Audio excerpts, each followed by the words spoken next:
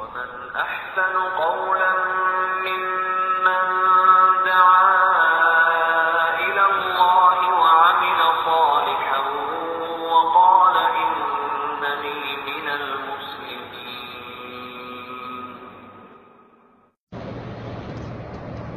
الحمد لله كفى والسلام على عباده الذين اصطفى ما بعد. محترم ভাই জানতে চেয়েছেন যে কোনো ব্যক্তি যদি জামাতের সঙ্গে নামাজ না পড়তে পারে, মসজিদে প্রবেশ করলো, দেখলো যে জামাত হয়ে গেছে, সেই ক্ষেত্রে ওই মসজিদে জামাত শেষ হওয়ার পর আরো কয়েকজন যদি মসজিদে উপস্থিত হয়, সেই ক্ষেত্রে সকলেই কি একা একই নামাজ পড়বে, না সানি জামাত করে জামাতবদ্ধভাবে দ্বিতীয় জামাত করে সলাত আদায় করবে?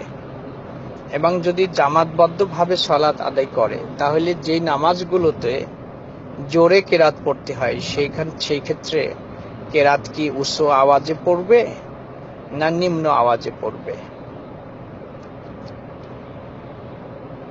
ধন্যবাদ ভাইকে সুন্দর একটি প্রশ্ন করার জন্য।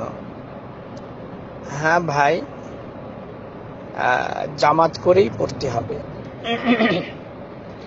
একা একই বিচ্ছিন্ন ভাবে না পড়ে জামাত সহকারে পড়াটাই উচিত।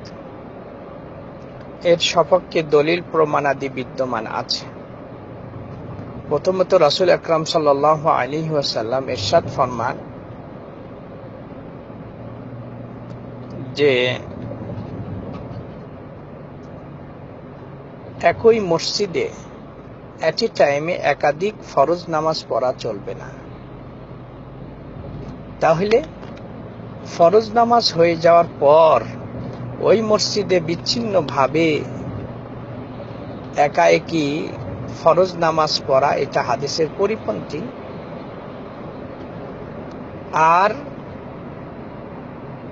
জামাতের সহকারে পড়া, এইটাতে রাসূল সাল্লাল্লাহু আলাইহি সাল্লাম উদ্বুদ্ধ করছেন যে তোমরা জামাতের সহকারে সালাত আদায় করো।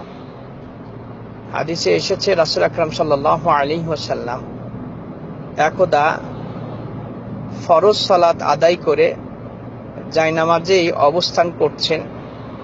ইত্যবসরে এক ব্যক্তি মসজিদে প্রবেশ করলে রাসূল সাল্লাল্লাহু আলাইহি ওয়াসাল্লাম ওই সমস্ত সাহাবীদের সম্বোধন করে বললেন, যারা রাসূল সাল্লাল্লাহু আলাইহি সাল্লামের সঙ্গে জামাতে নামাজ পড়েছে, তাদেরকে বললেন যে তোমার ওই ভাই, যেই ভাই এখন মসজিদে প্রবেশ করলো, এই ভাইকে তোমাদের মধ্যে এমন কেউ আছে যে তাকে সদকা করবে? সদকা করার জন্য কেউ কি প্রস্তুত আছে যে তার নেকি বাড়ানোর ক্ষেত্রে তাকে সহযোগিতা করবে? অর্থাৎ সে একা একই নামাজ পড়ছে, তোমরা যদি কেউ তার সঙ্গে যদি যুক্ত হয়ে জামাতে নামাজ পড়ো, তাহলে এই জামাতের সংখ্যা যত বাড়বে, নেকির পরিমাণটাও তত বাড়বে।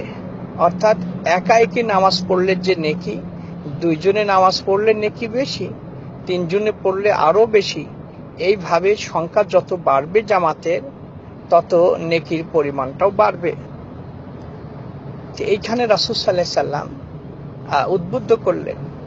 অর্থাৎ কোন ব্যক্তি যদি ফরজ নামাজ পড়ার পর যদি আবার ওই ফরজ নামাজ যদি দ্বিতীয় জামাতে ব্যক্তি যদি পড়তে চায়, তাহলে পরবর্তীটা তার জন্য নফল হিসাবে গণ্য করা হবে। রাসূল সাল্লাল্লাহু আলাইহি সাল্লামের এই কথা শুনি কতিপয় সাহাবী ওই ব্যক্তির সঙ্গে জামাতে নামাজ পড়লেন।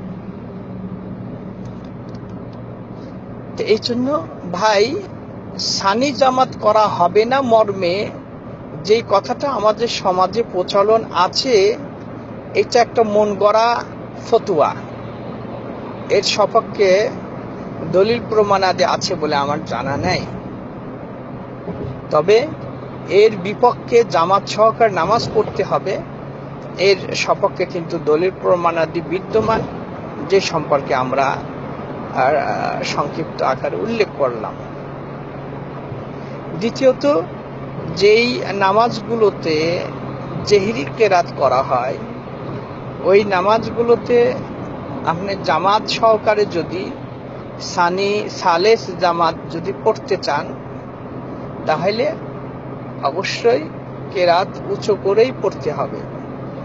আর যেই নামাজের কেরাতগুলো খুফিয়াতান চুপি চুপি পড়ার কথা এসেছে, আপনি চুপি চুপি পড়বেন। আল্লাহু ওয়ালিয়ুত